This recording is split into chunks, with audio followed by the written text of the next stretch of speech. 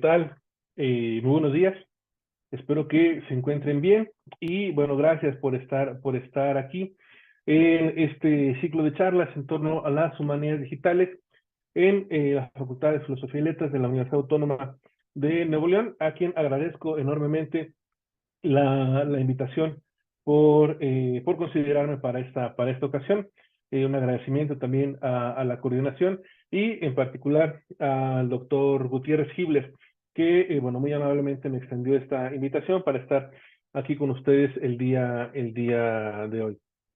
Un poco raro no ver a nadie, pero también el doctor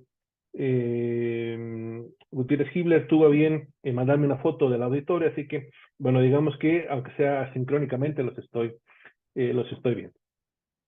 Muy bien. En esta ocasión habrá sin duda distintos, bueno, así está el programa, habrá distintas personalidades, colegas, que vendrán a hablar de humanidades digitales. Y por extraño que pudiera parecer, si nos preguntáramos qué son las humanidades digitales, podría ser incluso que cada cual tuviera una definición, al menos con ciertas variantes, ciertos matices que pudieran ser diferentes, ¿no? Entonces, quisiera solamente como a modo de introducción, y bueno, para hablar también un poco y bueno, empezar, digamos, a abrir boca con este tema y de cómo de alguna u otra manera, pues sí, yo creo que sí cambian los paradigmas, ¿no? Los paradigmas de estudio, los paradigmas de acercamiento, de análisis a los objetos de estudio. Bueno, y además, como soy el primero, voy a abusar de eso para ponerles este video. Ya si alguien más se los pone, bueno, ya les dicen que ya está repetido, ¿no? Que ustedes ya lo vieron.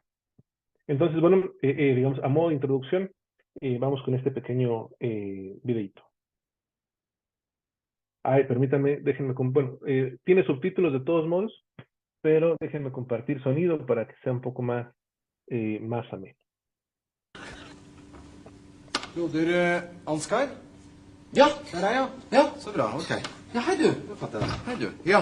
Ja, hva gjelder det? Ja, det er denne her. Ja, vil du sitte? Takk. Ja. Jaha.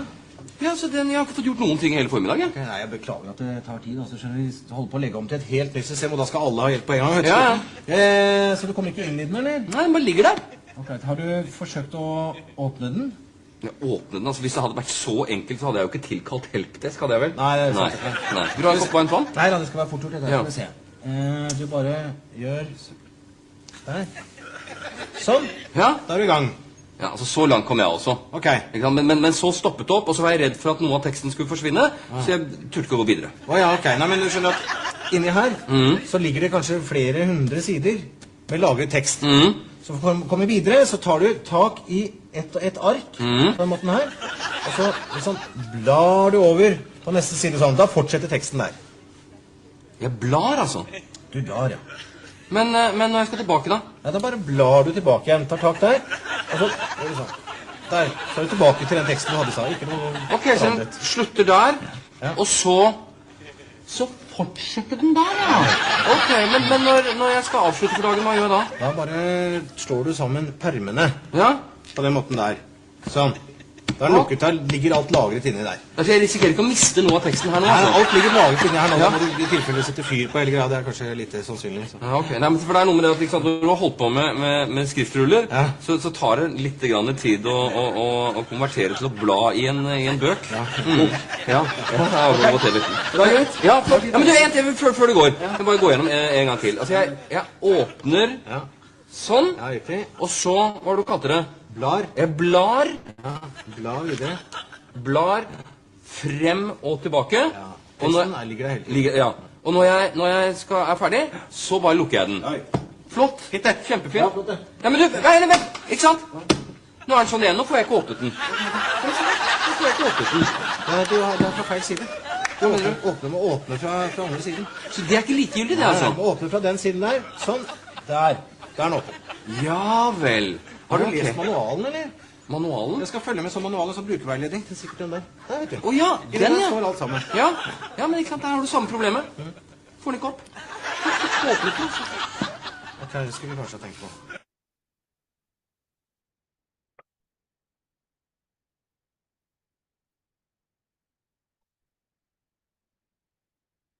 Bueno, claro, es un video humorístico. Sin embargo, me parece que plantea ay, perdón, me adelanté, varios problemas y varios asuntos que tienen que ver precisamente, ¿no?, con este cambio de mentalidad, con este cambio con el que nos enfrentamos y nos acercamos al objeto de estudio, ¿no?, que cuando somos, bueno, de materias de humanidades, ya sea historia, literatura, filosofía, regularmente trabajamos con textos, ya sean textos escritos, textos orales, ¿no?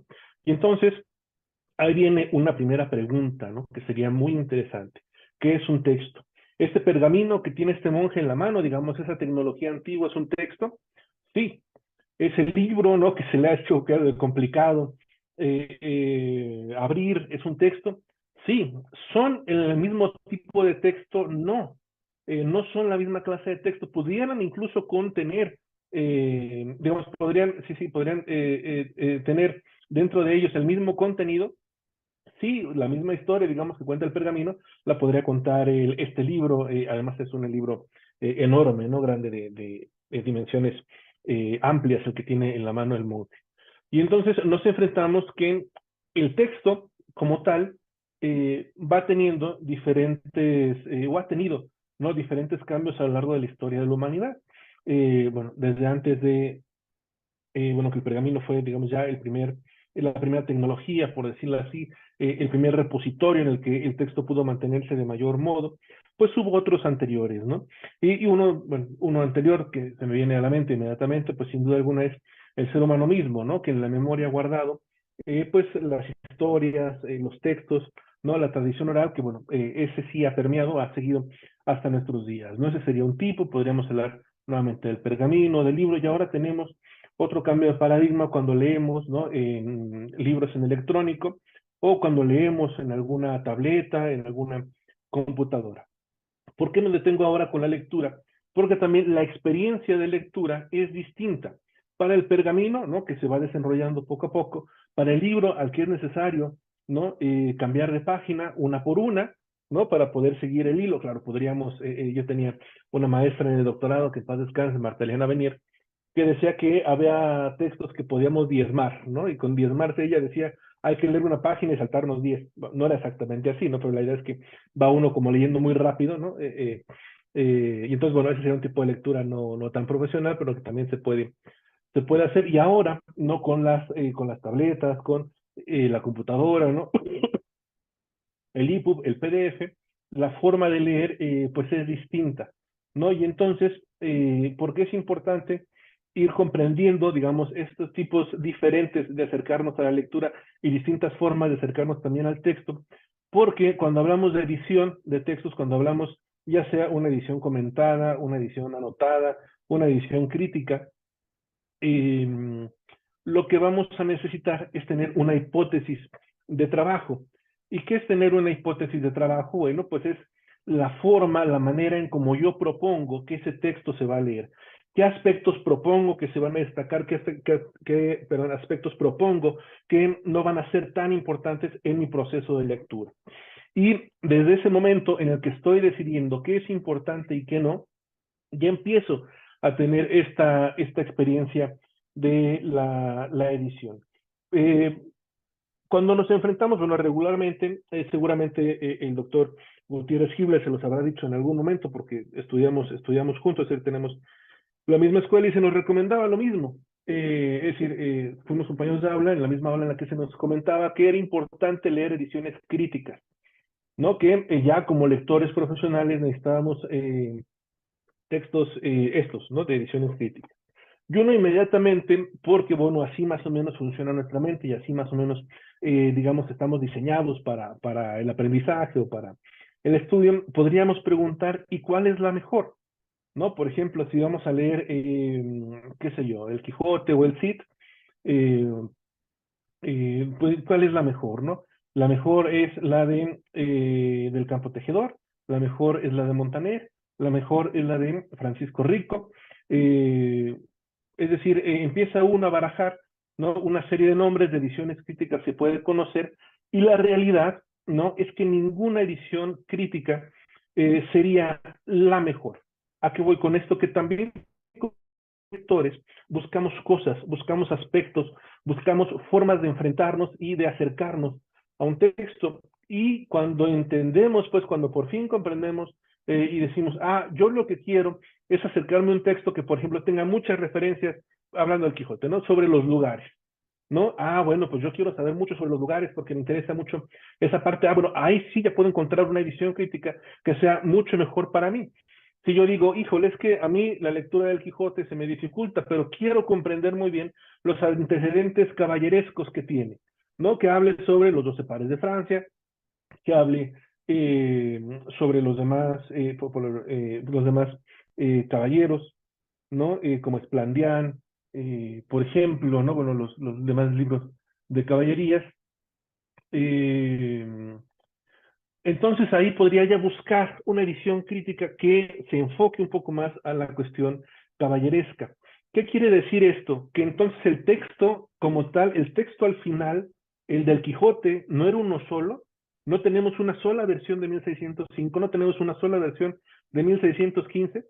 Fíjense cómo, al principio, bueno, espero poder ser claro con esto, pero al principio cuando hablábamos de qué es un texto, no decíamos, ah, pues el pergamino es texto, el libro es texto, parecía que la respuesta era muy sencilla, ¿no? Parecía que la respuesta podíamos llegar a ella fácilmente porque, habría que decirlo, parecía relativamente obvio, ¿no? A mí me gusta, digamos, evidenciar o intentar trabajar con lo que parece obvio, porque luego resulta que no, porque entonces un texto que se enfoque y se dedique más a los lugares en el Quijote, pues será un tipo de texto. Un texto que se dedique más a las novelas de caballerías, pues sería otro, aunque sea una edición crítica, quiere decir, será otro tipo de texto, ¿no? Similar, por supuesto, pero ya con variantes, ¿no? Ya es una suerte de, al menos en las notas, una versión diferente y una experiencia de lectura diferente. No se nos puede olvidar, y eso es muy, me parece, sí quiero destacarlo mucho, que la edición crítica como profesionales de la literatura, como profesionales de la lectura y la edición, debemos tener también como muy en claro cómo es que queremos que quien vaya a leer se acerque al texto, cómo queremos que aquella persona o cuáles guías le queremos dar a esa persona para que se acerque al texto, ¿no? Como estos ejemplos que he dado, pero eso ya nos habla, vamos a decirlo así, de una codificación particular, de una codificación especial del texto. ¿Qué quiere decir? Que estamos proponiendo que, en este caso del Quijote, que el Quijote se lea con, digamos, una marcada distinción, con destacar algunos elementos, ¿no? Como estos los lugares, los libros de caballerías, podríamos, o alguien más puede decir, bueno, es que a mí las palabras antiguas se me dificultan mucho, yo quisiera más bien hacer una suerte de estudio filológico para hablar de las ediciones antiguas, ¿no? Alguien podría decir, bueno, es que esta cuestión de texto, la verdad es que es muy interesante. ¿Qué tal que hay varios impresos, ¿no?, del Quijote en 1605 y uno no se parece al otro, ¿no? Y entonces se encuentra que el Quijote fue impreso en diferentes imprentas, aunque tenía ¿cómo se llama?, la licencia en una, pues fue impreso que, digamos, en una segunda, en una tercera, porque el libro fue muy exitoso, fue un bestseller de la época, y entonces, ¿no? Pues tenemos varias versiones de alguien que diga, bueno, pues a mí, digamos, respeto mucho que si los lugares, que si los días de cabello, pero yo quisiera darle a quien va a leer, a la persona que se va a acercar a esta lectura, una relación, una visión de cómo fue ese 1605 y de todos los textos que de alguna u otra manera llamamos el Quijote y que tienen diferentes variedades, ¿no? Que si alguna no tiene la licencia, por ejemplo, que si a alguna le falta el burro de Sancho, por ejemplo, que se pierde en algún momento de la primera parte, ¿no? Es decir, donde a mí me interesaría, una persona podría decir así, que el texto que yo voy a trabajar sea precisamente la comparación, ¿no? De alguna otra manera, la filigrana de esos textos. Entonces, es muy importante, pues, estar reflexionando, estar pensando qué es un texto, cómo nos acercamos a ese fenómeno, a ese objeto de estudio, y también cómo queremos que las personas que se van a acercar a nuestro trabajo puedan tener también esta experiencia, ¿no? Eso es muy importante en cuanto a cómo propongo que se lea un texto. Me acabo de dar cuenta que les dije todo esto sin compartir pantalla. Bueno, esto tenía una diapositiva para hacerlo un poco más ameno. ¿Y por qué será importante, no? O al menos para mí, porque creo que es importante hacer estas primeras reflexiones, vamos a decirlo así, de modo análogo, ¿no? Más que digital primero, porque me parece fundamental empezar a entretejer esas formas de estudio, esas formas de objeto, desde un punto de vista crítico, ¿no? Desde un punto de vista en el que pues se refleje de alguna u otra manera que somos profesionales de la lectura, profesionales de la edición, y sobre eso, que ese conocimiento que tenemos, lo que queremos que haga es acercar a más personas a un texto, ¿no? que nos parece valioso, que creemos que merece la pena acercarse a él. Pero, ya digo, hay que encontrar los caminos y hay que encontrar la manera de que la persona que se vaya a acercar, pues, digamos, pues lo tenga, si no fácil, porque luego no hay textos fáciles, sin que pueda seguir un hilo narrativo, ¿no? Que pueda seguir una serie de pasos para alcanzar ese objetivo de la comprensión de la lectura. Y entonces, esto que ya se hace de alguna u otra manera, desde desde el mundo análogo, me voy a referir a él de esta manera para hacer esa diferencia con el marcado TEI, pues ahora se enriquece, bueno, ahora es un decir, esto ya lleva 20 años, no 30, perdón, estamos en los 30 años, me estoy haciendo un poco bien, perdón. 30 años en el mundo y en el trabajo también de la edición y en la ayuda, ¿no? que pueden dar las herramientas computacionales. Entonces, si hablamos o si intento yo de alguna u otra manera que el acercamiento, digamos, primero sea, vamos a ver lo que es obvio, ¿no? Aquí habría varias cuestiones, digamos, obvias, que se nos pueden pasar de largo. Y entonces es importante detenernos para que no se pasen de largo, precisamente, ¿no? El primero, bueno, pues que TEI son las siglas de Text Encoding Initiative, ¿no? Primer punto, digamos, evidente. Segundo punto evidente, que digamos, el nombre, ¿no? de esta iniciativa está en inglés, ¿no? Y ya desde ahí hay que marcar este punto importante, ¿no? Dado que, bueno, conocemos que hay una suerte de lingua franca, ¿no? Del inglés, en el que, pues, ni modo hay que decirlo, es necesario acercarse a este idioma, es decir, si alguien, pues, aún no se ha acercado, aún no tiene el dominio del idioma, de un segundo o tercer idioma, en particular uno de ellos sería importante que fuera el inglés. ¿Por qué? Porque también eso abre nuestro mundo y abre nuestras posibilidades de conocimiento y abre también nuestras perspectivas sobre la primera pregunta que se hizo en la conferencia, ¿no? ¿Qué es un texto? Muy bien. Segundo punto, digamos, evidente, ¿no? Esto está en inglés, es una iniciativa que viene desde el mundo anglosajón. Y ya desde ahí también eso nos puede despertar diferentes reflexiones, sí, diferentes pensamientos y comentarios, claro que sí. Por ejemplo, ¿no? Que, bueno, lo sabemos, ¿no? Ahora los estudios postcoloniales están, pues, tomando mucha fuerza y lo más importante ahí, digamos, más allá que solamente la etiqueta del sur global, ¿no? Que es donde nos identificaríamos, pues, digamos, desde la franja del Río Bravo hacia abajo, nos habla también de que hay o habría una serie de herramientas o la facilidad de acercarnos a una serie de herramientas tecnológicas desde el norte global que desde el sur global es más complicado, ¿no? Más difícil. Y cuando hay herramientas muy buenas, ¿no? A veces es complicado encontrar, digamos, como la versión gratuita, no me refiero a la versión pirata, que quiero aclarar eso, pero sí la versión gratuita que tenga todos los elementos y las herramientas que tiene la versión completa, ¿no? La versión de paga.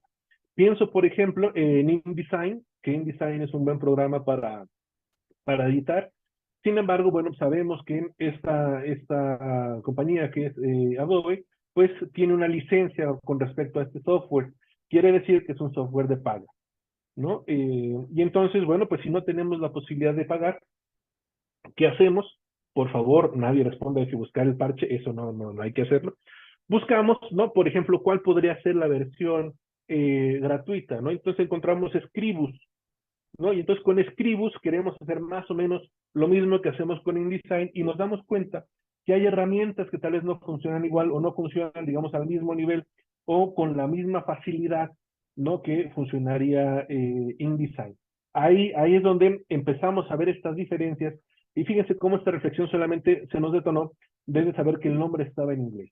¿No? ¿Qué quiere decir eso? Que estas herramientas, además, me parece, nos recuerdan, nos impulsan a que debemos seguir en la reflexión, ¿no? Incluso cuando ya tenemos o lleguésemos a tener el dominio de alguna herramienta teórica, metodológica, técnica, ¿no? Como el conocimiento de la metodología de la edición crítica, eh, ¿no? Sí, las herramientas técnicas para trabajar con TEI, no dejemos, sea uno u otro el caso, no dejemos de tener esta mente reflexiva, esta mente pensante, esta mente en la que siempre estamos reflexionando sobre cómo, por qué y para qué estamos utilizando las herramientas que estamos utilizando. Un tercer elemento que me parece necesario también hacer notar es el tamaño de letra, ¿no? Este tamaño de letra es más grande, ¿no? Diríamos que está en bold y este no, este sería un tamaño de letra más pequeño. ¿Por qué eso es importante? ¿Por qué eso debería ser relevante para la charla? Bueno, porque detrás, ¿no? De esto, digamos, descubrí que a mí me gusta decir el backstage para hablar del código, ¿no? Sí, en el backstage hay un código precisamente que le está diciendo a la computadora que cuando decodifique, ¿no? Lo que se escribió en el código, nos muestre, haga que nuestra lectura sea de tal manera que encontremos estas letras más grandes y estas letras más pequeñas. Que encontremos estas letras resaltadas de una manera particular y que estas letras no estén resaltadas de una manera particular. Bueno, en esa manera particular que decíamos. Entonces, atrás de esto hay un código donde se están codificando ciertos elementos, donde se está haciendo, vamos a decirlo así, una propuesta de lectura para que quienes estamos de este lado de la pantalla tengamos una decodificación y una experiencia de lectura particular sobre eso. Entonces, estas dos formas, digamos, de entenderlo es muy importante. A mí me interesa mucho, bueno, finalmente claro, hay mucho que hablar sobre T, pero me interesaría que uno de los objetivos de esta charla fuera la importancia de encontrar la lógica también detrás de las herramientas, ¿no? Cómo funciona o cómo, al menos de grosso modo, cómo funciona la herramienta, qué es lo que intenta hacer la herramienta para que nosotros podamos tener esa experiencia, ¿no? Y de ahí que insista tanto con esto. Hay atrás un código, hay una cierta codificación, hay una propuesta de trabajo, una hipótesis de trabajo, y alguien me podrá decir, bueno, es que esto no fue, esta plantilla, que además está en Canva, y la pueden encontrar ustedes ahí, no fue creada explícitamente para esta plática. Muy cierto. Sin embargo, la forma en cómo está diseñado, digamos que tiene diferentes utilidades, ¿no? Diferentes, ahí le llamaríamos formas de representación, que también podríamos decir diferentes salidas para diferentes presentaciones. Sin embargo, para esta, que es en la que estamos, en la que nos interesa en este momento, esa sería una parte importante de empezar a ligar.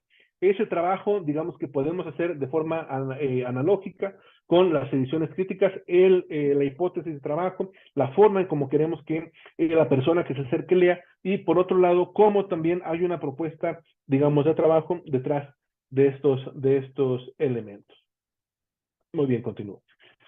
Ya les decía que, bueno, pues tiene esto alrededor, no, si me equivoco con los números, no vayan a ser muy crueles conmigo. Ahora, decíamos que teníamos 30 años. ¿Por qué? Porque si bien es cierto que son la TEI, ¿no? La Text Encoding Initiative, inicia en 1987. En 1992 hay un congreso que es el Congreso de la Lengua Española, celebrado en Sevilla. En este congreso hay un panel que se llama La lengua española y las nuevas tecnologías. Fíjense ustedes, era 1992 y ya había una preocupación. Sí, una preocupación, una forma de pensar cómo esta tecnología emergente puede ayudarnos, ¿no? Seguramente quienes asisten a esta conferencia, pues tienen mucha juventud y no recordarán el Windows 95, ¿no? Pero ahora voltean a ver a su profesor Gutiérrez Hibler para ver la cara que puso, ¿no? Y entenderán que el Windows 95 pues no era una herramienta muy avanzada, ¿no? No era una herramienta que tal vez daba todas las facilidades que tenemos al día de hoy.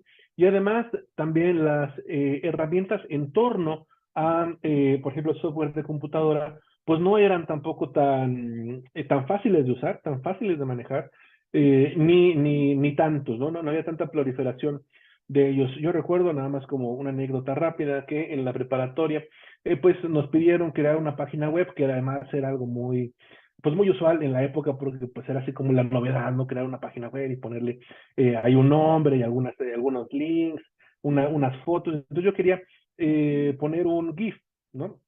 Y además lo recuerdo muy bien, quería poner un GIF de Cantinflas, ¿no? Entonces ver a Cantinflas, para que se viera Cantinflas moviéndose, ¿no? Porque de eso iba la página. No me fue posible, ¿no? No encontré la manera de hacerlo. Y ahora, ¿no? Estos GIFs están hasta en el WhatsApp, ¿no? Eso solamente para decirles cómo, digamos, esas herramientas han avanzado tanto y valorar el esfuerzo de 1992 para decir con las herramientas que tenemos, con los elementos que tenemos, perdón, cómo podemos llegar a utilizarlos, claro, para nuestro trabajo, ¿no? Para nuestro objeto de estudio. Y entonces, si decimos que en 1987 inicia este consorcio, es un consorcio, es decir, es un grupo de gente, ¿no? Una suerte de consejo preocupado por el marcado TEI, que es el que inicia en el 87, y en el 92 se crea ya la primera traducción de lo que se conoce como las guías, bueno, son las guidelines de TEI, las guías directrices de la TEI, y bueno, quienes participan en esta traducción son Francisco Marcos Morín, perdón, me equivoqué. Es Verónica Zumárraga y Marcela Tabanera. Ven, aquí hay una errata, aquí marcaríamos inmediatamente como buena gente del mundo de la editorial, de la edición, una errata. Y bueno, me interesa mucho pues darle también el reconocimiento, ¿no? A los que han estado antes de nuestra era, y que se han preocupado por dejarnos esta herencia, ¿no? De poder trabajar herramientas tecnológicas con textos de manera general. Bueno, ¿qué es la TEI y cómo podríamos definir TEI? Ya decía que es un consorcio, es una organización internacional fundada en 1987, encargada de desarrollar, mantener y publicar estas guías, ¿no? ¿Y por qué estas guías son importantes? Bueno, porque nos ayudan a la codificación electrónica de textos, sobre todo en humanidades y ciencias sociales. No exclusivamente, pero es donde más se han utilizado. Y además acá también quisiera comentarles de manera muy personal que a mí me llama poderosamente la atención, aunado, para que vean que el ejemplo que puse al inicio no es gratuito, aunado a ese ejemplo, ¿no? Que donde inicia o donde más se ha hecho trabajo con textos de digamos, de este estilo de marcado, que es el marcado TEI, ha sido en textos medievales. Entonces, ha sido con publicaciones periódicas, con impresos, o ya sea de una imprenta reconocida o impresos populares, e incluso manuscritos, ¿no? Y entonces, ¿por qué me sorprende? Bueno, porque ciertamente yo, digamos, siendo más joven, lo primero que pensé es, bueno, esto se está utilizando para editar lo más nuevo, para editar lo más actual, para trabajar y estudiar la literatura más reciente. Y no, me di cuenta que en realidad, digamos, las primeras preocupaciones se empezaron a dar por esta literatura, que más que llamar antigua, yo llamaría, pues eso, de la Edad Media, ¿no? Un poco por las dificultades de leer, sabemos que, bueno, por ejemplo, la letra manuscrita no siempre es sencilla, muchos textos de pergamino estaban escritos, e incluso ya en los libros de gran formato estaban escritos en manuscrito, entonces para empezar a dilucidar pues qué decían, ¿no? Exactamente, saber qué dice ahí.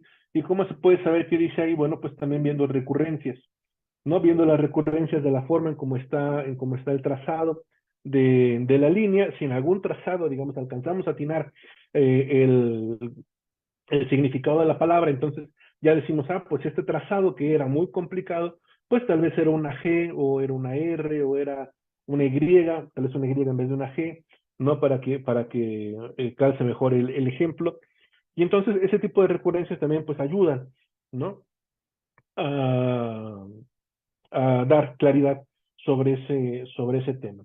Y además, estos textos eran, bueno, son, ¿no? Muy ricos, no solamente porque no solamente viene, bueno, lo que veo es que no solamente viene la palabra escrita o la palabra impresa, sino que se acompañan regularmente con algunas imágenes, ¿no? Están ilustrados, estos iluminados, como se dice, estos textos, y entonces también eso va dando cierta importancia, porque entonces ya con, digamos, descubrir quién hizo el iluminado del texto, podemos tal vez ver también quién hizo la letra capital, y eso nos va dando una historia del libro, nos va dando una historia del mundo editorial, porque bueno, pues seguramente era una editorial que estaba en un cierto lugar, y entonces nos habla también del contexto cultural del lugar, ¿no? Bueno, digamos, uno puede irse ahí como hilo de media.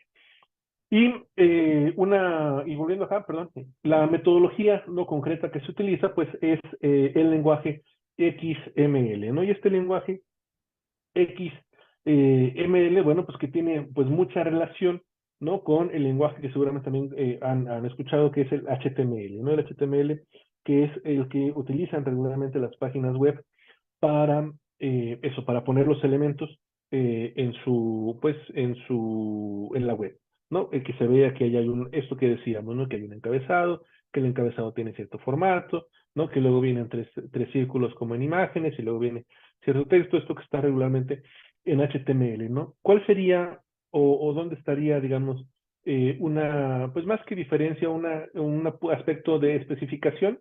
Bueno, pues que podríamos marcar, ¿no? Y aquí, por ejemplo, la palabra codificación podría tener, pues, un resaltado, ¿no? Y entonces ese resaltado no solamente sería como hacerlo como un link, ¿no? Sino que ese resaltado sería más significativo porque podría ser, por ejemplo, una palabra, bueno, no es el caso de esta, ¿no? Aunque tiene varias cosillas interesantes. Podría ser una palabra muy antigua, y esa palabra muy antigua podría ser un problema para ya sea la traducción o la interpretación de la palabra en sí misma, por los diferentes significados que puede llegar a tener, y esos diferentes significados podrían estarse aquí, digamos, empalmando en el texto, y nos pudieran dar una lectura errónea de lo bueno, de lo que se espera que podamos leer en él, y entonces ese marcado ya nos va diciendo, ¿no? Que esa es una palabra particular, entonces ese marcado que hicimos para esa palabra en específico, lo podemos tal vez volver a usar en otras palabras de la misma complicación, con la misma complicación, ya al final obtener, por ejemplo, cuántas palabras, no cuánta cantidad de palabras tienen este problema, y eso ya nos puede dar, por ejemplo, un análisis posterior, o tal vez podemos identificar en qué partes del texto aparecen, y esa recurrencia, si fuera significativa, nos pudiera también dar un nuevo objeto de estudio. Entonces, digamos, darle, ¿no? esa etiqueta particular no es solamente decirle a la página web, quiero que me lo muestres así, sino de fondo. Por eso les digo que me gustó eso del backstage. En el backstage lo que estamos haciendo es darle cierta caracterización, también creo que lo podemos decir, a ciertas palabras o a ciertos elementos que después van a ser importantes para el estudio del texto que estamos trabajando. Bueno, esto me lo voy a saltar, es un poco ya lo que he dicho sobre los textos que se trabajan en maestría en ciencias sociales y el marcado en XML. ¿Para qué sirven las directrices? ¿Para qué sirven estos guidelines de los que habíamos estado, digamos, de los que dijimos que en principio la TEI, ¿no? Como este consorcio, creó estas líneas, estos lineamientos? Eso también puede ser una buena traducción de guidelines. Lineamientos. ¿Para qué servirían? Bueno, porque es un manual de uso, es un manual de buenas prácticas. Además, es un manual que se puede retroalimentar, ¿no? Es un manual que se puede modificar. Ustedes están trabajando, se encuentran con un problema particular en un texto, y van a los lineamientos, ¿no? de estas directrices. Se encuentran que dentro del no me acuerdo si eran como, sí, son más de 500 etiquetas que tiene, pero digamos que dentro de todas las etiquetas o de los consejos que hay para poder trabajar, pues se encuentran que no hay uno que se asemeje al que ustedes están realizando. Esto ha sucedido sobre todo con las personas que trabajan diccionario, ¿no? Se pueden, digamos, hay personas encargadas, ¿no? O que les ha, sí que les ha gustado mucho trabajar con cuestión de diccionario sobre definiciones y también sobre aspectos de cómo marcar, ¿no? Han hecho como las dos cosas a la par, un trabajo ahí conjunto, y entonces se encuentran de que la etiqueta no existe. Y entonces dicen, bueno, yo creo que esta etiqueta podría llamarse así, por esto, por esto y por esto. Entonces se lo mandan al consorcio, ¿no? A este grupo de personas que están analizando que TEI pueda ser funcional para todas las personas. Lo reciben, lo leen y dicen, ah, bueno, pues sí, si es pertinente o no, no es pertinente. Y si es pertinente, bueno, lo devuelven y ahora lo agregan, ¿no? A los lineamientos. Si dicen que no es pertinente, pues seguramente lo que sucederá es que recomendarán utilizar una etiqueta que ya existe con la intención de no dobletear ni tripletear pues alguna etiqueta, ¿no? Que entonces pues nos haga mucho más complicado el trabajo. También sirve como una especie, decíamos, ¿no? Que en inglés era una suerte de lengua franca, pues acá el XML servirá también como una especie de lengua franca. Ciertamente es muy probable que en nuestros primeros proyectos, pues sean más bien compañeros, ¿no? Y hay personas al lado de nosotros, al lado de la banca, que estén, que también tengan el interés por trabajar con TEI. Con las primeras personas que trabajemos puede ser que sea de ese modo. Sin embargo, ¿no? Si empezamos a hacer que el proyecto sea un poco más grande, un poco más robusto, pudiera incluso a pasar, ¿no? Que el trabajo que realicemos se realice entre personas no solamente de diferentes instituciones en un mismo país, sino de diferentes instituciones en diferentes países. Sobre todo yo creo que a partir de la pandemia las humanidades digitales tuvieron una suerte de, pues yo sí le diría de boom, aunque tal vez no se vea tan claro, pero yo creo que sí han tenido eso, un repunte importante de trabajo colaborativo a distancia. De tal manera que, bueno, luego a mí me ha tocado estar en ponencias que en el horario de México son a las 3 de la mañana, ¿no? Pero sucede que son a las 3 de la mañana porque en otra parte del mundo, pues están siendo eso en la tarde, ¿no? Entonces, por eso digo que a raíz de la pandemia me parece que esa colaboración internacional, ya con colegas que empezaban a trabajar, pero que bueno, digamos, en esa suerte de encierro, tuvieron como forma de dedicarle más tiempo a sus proyectos, creo que sí creció de esa manera. Y entonces, al tener una lengua común, lo mismo que sucede con el inglés, ¿no? Si uno manda un texto para publicar, por ejemplo, en una universidad de Estados Unidos, pues claro que si uno lo escribe en inglés, allá lo van a entender y entonces, bueno, le van a decir uno si lo publican o no. Lo mismo pasaría con este trabajo de XML, ¿no? Es decir, está uno trabajando con un lenguaje, no olvidemos que es un lenguaje, y entonces ese lenguaje que se hace común con gente que esté trabajando.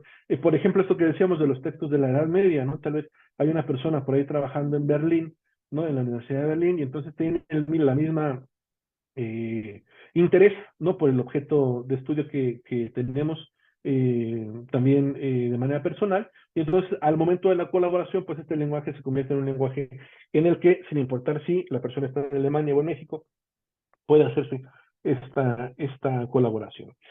Aunado a que, ya decíamos, pues este marcado nos habla también de marcas, características particulares que son elementos, ¿no? Que queremos destacar, que queremos subrayar del texto.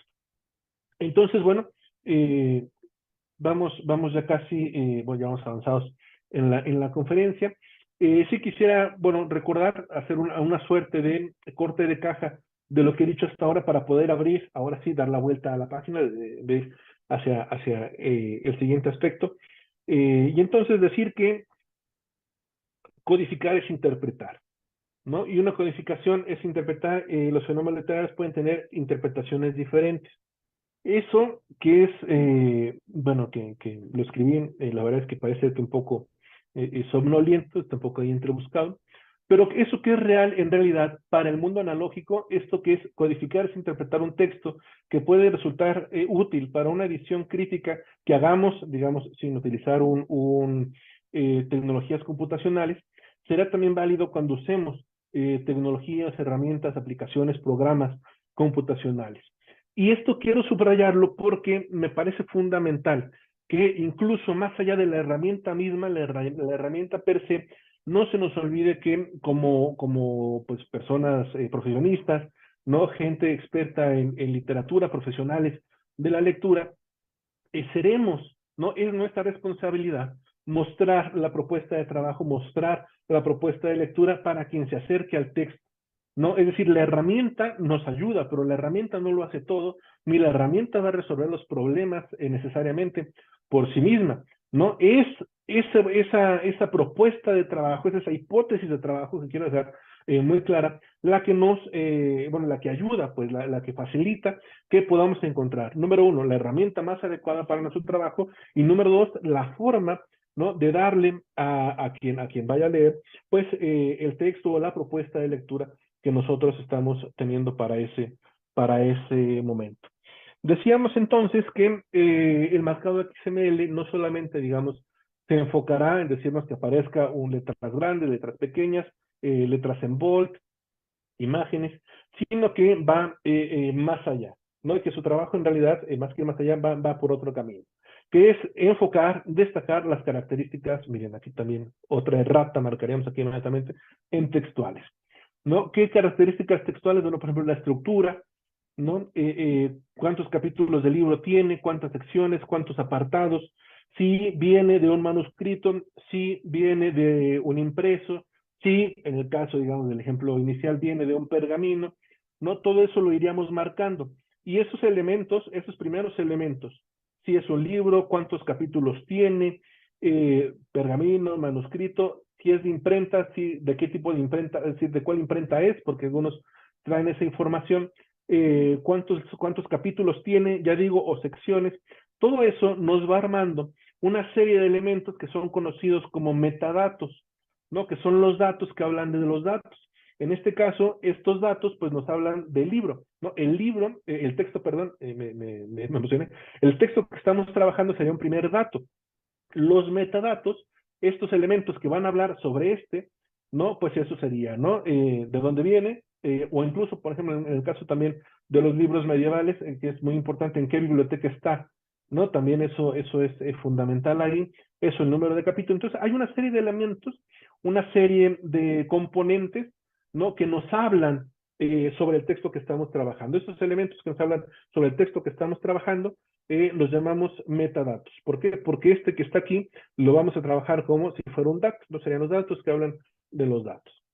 Muy bien. ¿Qué otros elementos podríamos marcar? Bueno, por ejemplo, para manuscritos, esta cuestión que dice de física, muy importante si es recto o verso, ¿no? Es decir, si es el de la derecha o el de la izquierda, el que estamos trabajando, o si es, bueno, yo siempre lo veo así, pero es que en realidad es recto porque está de frente y verso porque está la parte de atrás, ¿no? Pero por supuesto, cuando uno le da la vuelta, yo siempre he pensado que, es que sí me lo aprendí, perdónenme, que queda a la izquierda, ¿no? Pero esa sería la idea, recto y verso. Y eso también sería importante. ¿Por qué? Bueno, por esa pequeña acotación que dice ahí donde empieza y termina una página. Porque, bueno, por supuesto, digamos, si imaginamos una página web en blanco con un texto infinito, bueno, infinito es exagerar, pero un texto muy largo, donde empieza y donde termina una página será fundamental, ¿no? Será importante ir marcando, bueno, esta es la página 3, aquí es la página 4, aquí es la página 5, en el entendido de que ahora tendríamos, por así decirlo, un texto plano, ¿no? Un texto que va corriendo y que ya no tiene estos elementos como el caso del libro. Podemos también marcar nombres de personas, nombres de lugares, ¿no? Ya decíamos, por ejemplo, se pueden hacer trabajos de geolocalización. Eh, Aquí tal vez podría ser una acotación un poco más larga. No sé, yo trabajo particularmente tradición oral y trabajo particularmente música. Yo trabajo con guapango ribeño. Entonces, el guapango ribeño se da particularmente en la Sierra Gorda. La Sierra Gorda la comparten Querétaro, Guanajuato, y en la zona media de San Luis Potosí también es ahí vecina, pero son parte de la misma región. La forma y la estructura es muy compleja, lo cual me ha llevado, ¿no? A estar investigando y ver que tiene influencias de Michoacán, que tiene influencias de Veracruz, que tiene influencias de Tamaulipas. Entonces, hay un trabajo de geolocalización, por supuesto que sería muy pertinente, porque además hablaría de cómo las rutas de los arrieros no fueron importantes en su momento para ir de Michoacán, pasar por la Sierra Gorda, subir a Tamaulipas, que era el nuevo Santander, y luego ir al nuevo Reino de León, que ahora, bueno, es Monterrey.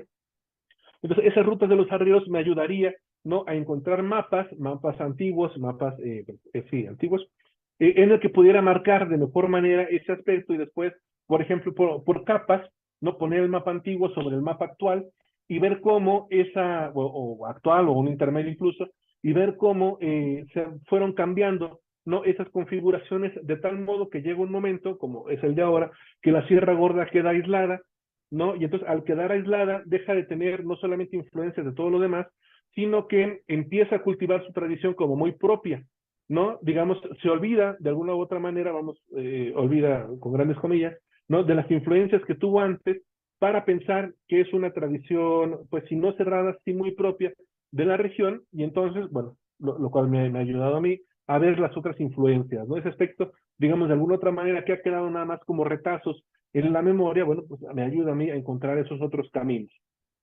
Y eso, por ejemplo, podría ser, yo creo, un trabajo muy interesante de geolocalización, ¿no? Para ver cómo esas rutas influyen en un fenómeno literario que es, ya digo, el huapango ribeño, ¿no? Que es pariente del huapango huasteco, del huapango veracruzano, ¿no? Y de la balona michoacana, ¿no? Tres formas de cantar distintas, el son en México que influyen en un son, en un cuarto son, ¿no? Para que vean ustedes, bueno, la complejidad del objeto de estudio, pero también la riqueza que podría tener ese hipotético trabajo sobre geolocalización.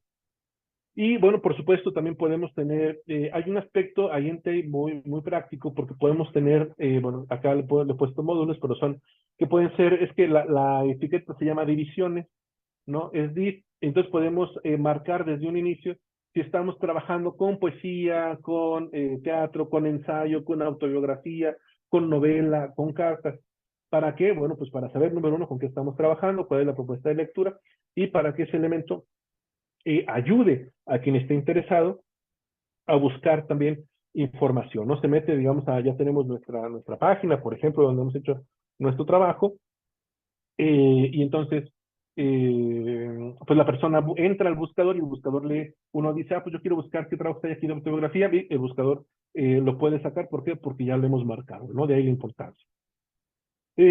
Para reflexionar, bueno, según yo, sean dos preguntas buenas para reflexionar.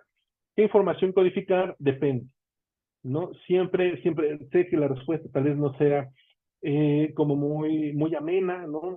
Pero sí creo que es muy importante, ¿no? Depende de la hipótesis. Ahí estaría otra errata, disculpen la importancia de ratas en el trabajo. Depende de la hipótesis de trabajo que tengamos, ¿no? Es decir, de la información que queremos recuperar y procesar para un futuro trabajo, porque en este modo estamos también mostrando, ¿no?, la forma en cómo queremos que quien se acerca al texto pues lo lee.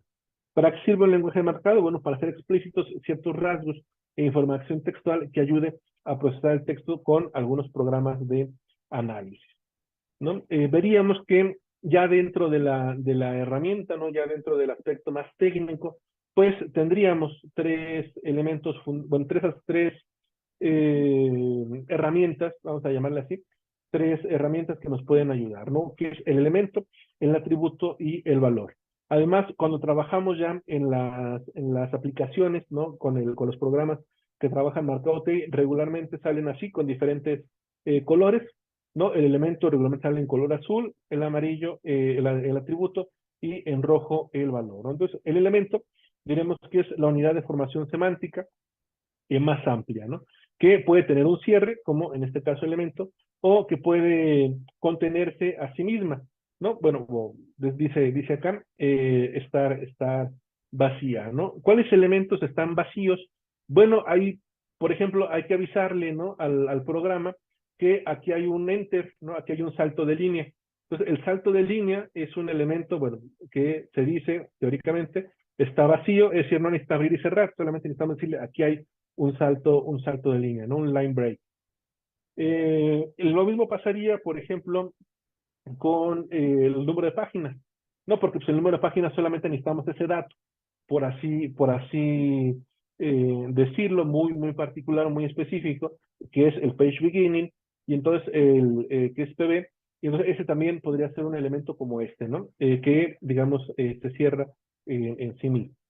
Luego, el atributo, no para saber cómo, bueno, y sí, aquí tienes un elemento, ¿qué quieres de este elemento, no? O cómo va a ser ese resalte, ese subrayado, ese destacado que yo voy a hacer, bueno, va a ser sobre este otro que es el valor, ¿no? Y ya digo, la ventaja de estos elementos es que se puede, digamos, vienen en colores y eso ayuda, la verdad es que bastante. Por ejemplo, ¿no? Si contenido lo quisiéramos poner en versalitas, ¿no? Aquí en elemento le diríamos highlight, ¿no? Que es high, es decir, resaltar, ¿no? Resaltar que, pues, un aspecto, una característica de la palabra, entonces ahí tendríamos rent, ¿no? Cómo va a ser la forma, cómo va a ser mostrado, ¿no? Cómo se va a renderizar el elemento, y la forma en cómo va a suceder el valor sería versalita, ¿no? Para que aparezca el texto, digamos, aquí solo, pero todo lo que está antes de él ya nos va diciendo cómo va a aparecer o cómo vamos a destacar ese elemento. Muy bien. Y bueno, claro, hay una serie de estructura, ¿no? Que tienen ya, bueno, que tiene ya TEI, y sobre todo los programas que trabajan este tipo de marcado lo tienen, ¿no? Que se inicia con una suerte de, bueno, es el prólogo, que es la declaración XML, y ese prólogo es muy útil, número uno, porque nos habla bueno, en qué eh, eh, vocabulario está codificado, ¿no? Que es UTF-8, el de español, y este UTF-8 nos ayuda también, por ejemplo, para tener signos particulares, como los acentos, como la diéresis, ¿no? Como la virgulilla de la ñ, ¿no? Ahí está el caso, ¿no? Para quienes ya se hayan acercado, por ejemplo, a trabajar con R o con Python, verán también que cuando estamos trabajando, decirle que estamos trabajando con UTF-8, que lo codifique, por favor, en UTF-8, va a ser fundamental, ¿no? Porque ese es, digamos, pues el español, ¿no? Con el que nosotros nos comunicamos. Luego viene, bueno, este elemento raíz, ¿no? Que es decir que todo este codificado va a ser un codificado XML-TEI, y luego viene, ¿no? El elemento de los metadatos, ahí donde, no lo marqué aquí, bueno, que sería en el TEI header, ¿no? Todo esto que les dije sobre peso, el número de páginas, ¿no? Si está en cierta biblioteca, si a veces ahí los manuscritos luego están marcados por números, ¿no? Sobre todo los medievales, entonces hay qué tipo cuál es el número, perdón, del manuscrito que tenemos, todo eso ya ahí, y luego ahora sí, digamos propiamente, el cuerpo del trabajo.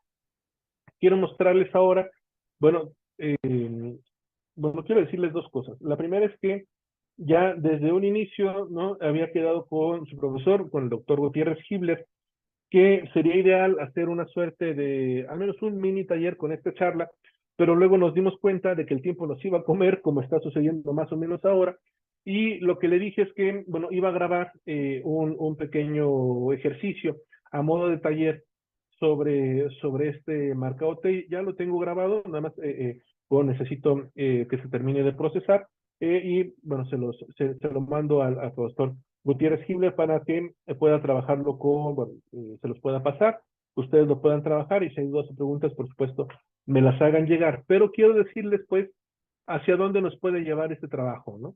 ¿Cuál podría ser una suerte de meta de este trabajo del marcado TEI?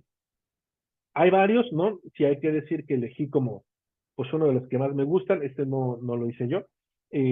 Al igual que pasa bueno, con algunas personas de quienes me escuchan ahora, pues también voy en el camino, ¿no? También he estado aprendiendo, así que todavía no llego a este nivel, pero para mí es una suerte de objetivo. No tenemos, hay varias maneras, ¿no? Ya una vez que se trabaja el marcado TEI, ¿no? Después se puede trabajar, y esto tal vez no les vaya a hacer sentido, pero sí lo quiero decir, después se puede trabajar con un lenguaje que se llama CSC. Ese nos va diciendo qué formas queremos, ¿no? Si queremos que haya aquí, pues esta línea en negro y que se destaquen las letras en blanco en todas las páginas en las que estemos, o sea, que no solamente sean una, que sean todas, ¿no? Que tenga este elemento, ¿no? Cuando ustedes entran acá a esta página, verán también, por ejemplo, que tiene una cierta estructura similar. Recuerden, ¿qué es lo evidente? ¿No? Tiene un título, texto.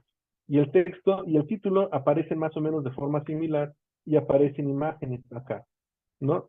Título, párrafo, imagen. Entonces todo esto se puede hacer con CSS, ¿no? Para decirle que siempre lo haga, se hace, digamos, pues por así decirlo, una sola vez y se va copiando ese formatito, digamos, esas indicaciones para que siempre suceda. Y después todo eso puede pasarse, digamos, a HTML para que ahora sí aparezca en la página, ¿no? Y entonces decíamos, bueno, entonces, ¿qué utilidad podría tener esto de marcar con XML? Bueno, vamos aquí nos invitan a ver el ejemplo, por supuesto, claro que sí. Tenemos aquí un ejemplo, una canción, una balada, como se llama en inglés. A mí luego no me gusta usar balada porque se confunde con el género, ¿no? Pero bueno, en ballad, en inglés se entiende la verdad es que bastante bien. Tenemos aquí pues esta suerte de impreso, ¿no? No se ve como un impreso popular en realidad, parece que es de una imprenta. Es decir, es como más en formato libro, más que en formato de hoja volante, de hoja suelta. Entonces tenemos aquí, ¿no? El manuscrito y ustedes dirán, bueno, pues, ¿y dónde está el caso de haberlo hecho en XML?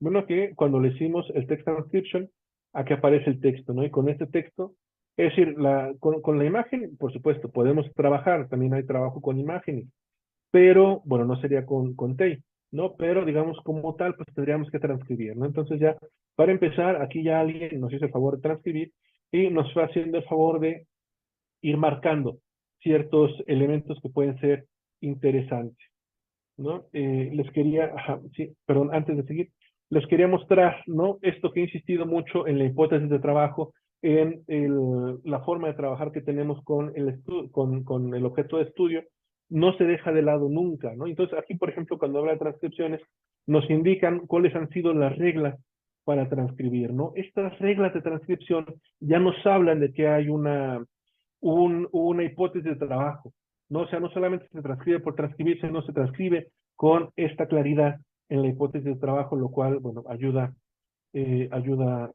bastante. Creo que me metí a otra por, sí, es que va cambiando. Bueno,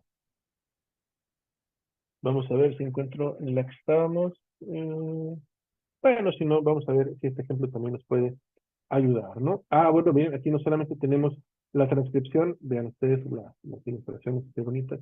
No solamente tenemos la transcripción de digamos, pues eso del texto, sino que aquí nos han hecho favor también de poner la música, ¿no? Entonces eso también puede ser un elemento importante. Quería nada más que, sí, quería mostrarles otra cosita más de aquí, pero como moví el texto, a ver si vuelve a aparecer, crucen todos los dedos, no. Bueno, en fin, pues un intento más, ¿por qué no?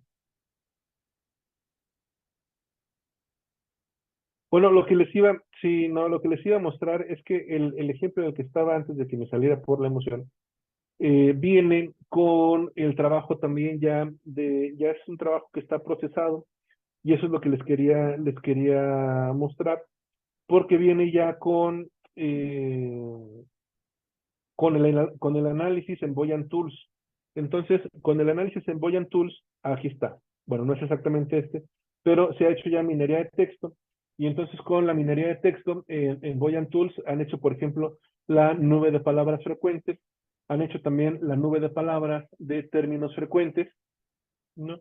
Han hecho las relaciones con bigramas, ¿no? ¿Qué palabras están más cercanas con otras? Entonces, ¿esto es un trabajal? Por supuesto que sí, ¿no? Porque no solamente se hizo el marcado TEI, sino que se hizo el marcado TEI con una propuesta de trabajo, con la finalidad de que alguien más trabajara con este texto. Bueno, pudieron haber sido los mismos investigadores, por supuesto, y digamos, un primer punto de análisis, pues es ¿no? Que ya son las nubes de palabras. Entonces, eso que se hace, digamos, por eso me gusta la frase, ¿no? Tras bambalinas, se va mostrando poco a poco hacia afuera, hacia cómo es esta propuesta de lectura, pero que también termina siendo una propuesta de análisis, ¿no?